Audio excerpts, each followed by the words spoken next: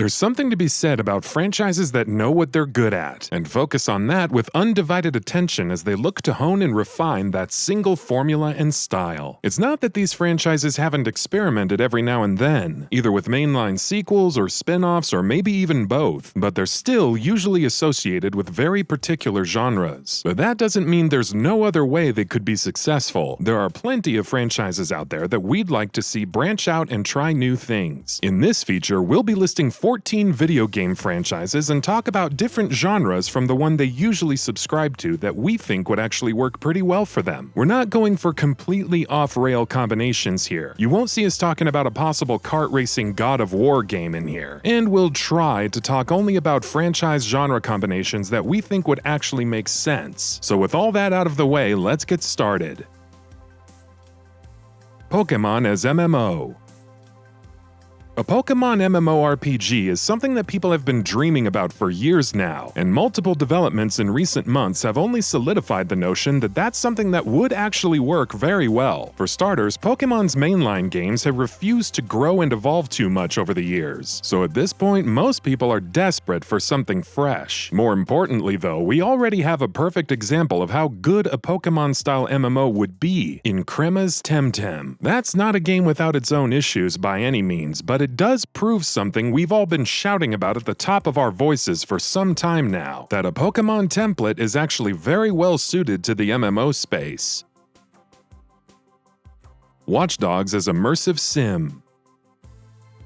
Immersive sims are all about creating a living, breathing, atmospheric world, and then making players interact with that world more deeply than most other games allow you to. It's all in the name, really. The likes of Deus Ex and Dishonored give players an incredible amount of options to tackle almost every single new challenge, and that's an approach that could work with Watch Dogs very well. When you consider the series' combinations of hacking, stealth, combat, and its elements of parkour, the seeds for giving players a multitude of options to interact with the dynamic and reactive world are definitely there. Watch Dogs Legion, in fact, is looking like it's going to take that even further with how many playable characters it'll have, pretty much infinite, and how much they will all differ from each other, mechanically speaking. Quite a bit, hopefully.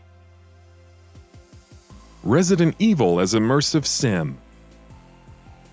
We are not, of course, suggesting that Resident Evil should drop its survival horror style. No, it took long enough for the series to finally get back to that as it is. But a survival horror approach can work with immersive sims very well. 2017's Prey, for instance, had plenty of horror elements to go alongside its immersive sim gameplay, while it also maintained a Metroidvania-esque level design, all of which are things that are quite important to Resident Evil as a series, most of the time. We certainly wouldn't mind seeing an RE game then that tries something similar but obviously dials the horror up to 11.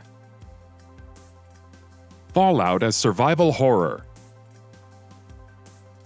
Fallout as a series has always had shades of horror, often much more than just shades, while survival elements have also played a crucial role every so often. But more than that, it's the setting of Fallout that lends itself to the survival horror genre so well. Imagine playing a game where you're a lone wanderer in a terrifying post-apocalyptic world and have to constantly deal with things such as scrounging for resources and inventory management. It's almost too perfect. We recently dedicated an entire feature to this notion, in fact, and the more we think about it, the more we grow convinced that this is something that has to happen.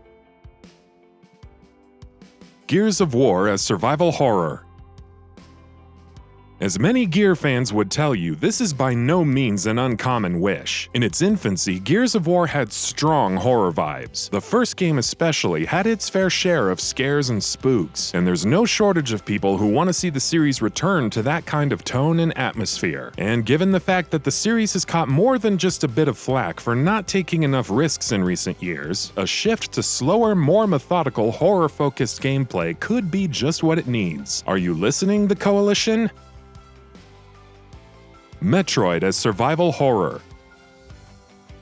Let's stick with survival horror for just a while longer. Metroid games are already dark, atmospheric, and creepy, and are all about a lone person exploring desolate and abandoned locations infested with terrifying aliens. As far as the scares are concerned, Metroid is already pretty much there. Then you add some survival horror mechanics on top of that. Perhaps Samus's gun has charges and she needs to keep finding battery packs that will serve as ammo and stuff along those lines, and what you have is a perfectly serviceable, to say the least, survival horror Metroid game.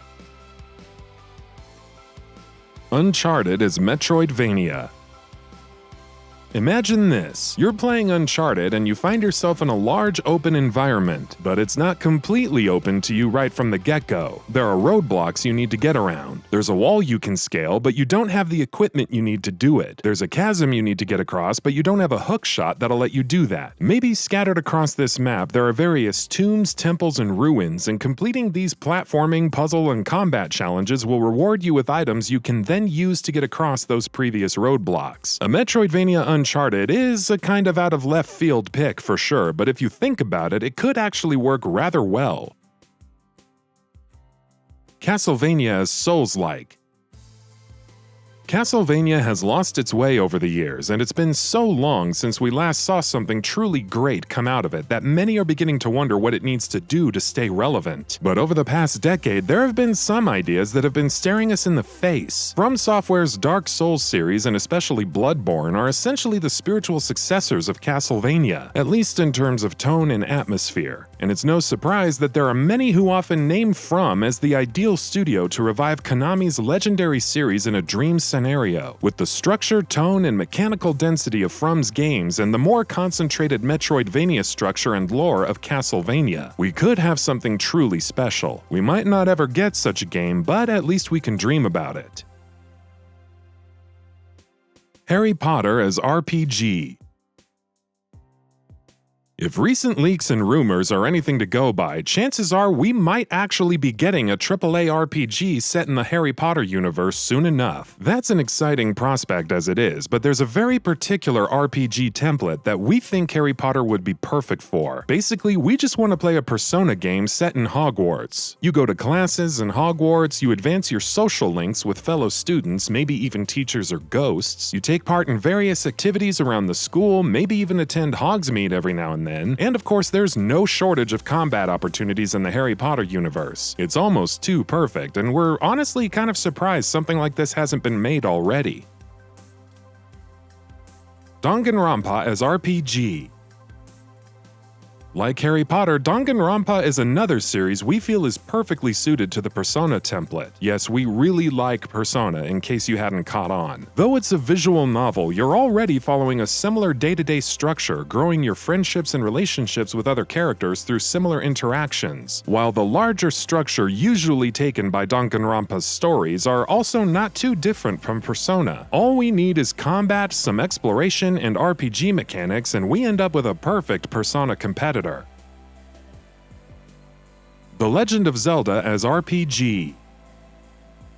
The Legend of Zelda already took some noticeable steps toward becoming a proper RPG with Breath of the Wild, and though it's not quite there yet, we feel it's a direction that the game would greatly benefit from. Breath of the Wild's free-form, open-ended structure is a great foundation for the series going forward, and if Nintendo were to add progression and role-playing mechanics on top of that to deliver an open-world RPG behemoth, they might just end up making something that can stand toe-to-toe with the best this series has to offer. Super Smash Bros. As action-adventure. No, we don't want Smash Bros. To stop being a fighting game. That would be preposterous. You know what we do want, though? A spin-off of sorts, or something along those lines that focuses on a narrative-driven action-adventure campaign. Imagine a story that brings all these characters from across the industry together in a single epic tale, where you get to play as several of them for extended periods in an action setting rather than a fighting stage. Essentially, what we want is a video game Avengers Endgame version of Smash Bros. Halo as open world. It's looking more and more likely, by the way, that this is the direction that Halo is headed in at any rate, but in the absence of more concrete details from 343 Industries or Microsoft, right now this is more a dream than anything substantial to look forward to. An open-world Halo game that lets you do and fight as you please, and perhaps even adds extra bells and whistles of deep and engaging progression mechanics and side quests, and what you have on top might just be the shot in the arm that this series needs. Halo is due for its Breath of the Wild moment, and we're hoping that's exactly what Halo Infinite will be. Ratchet & Clank as open world.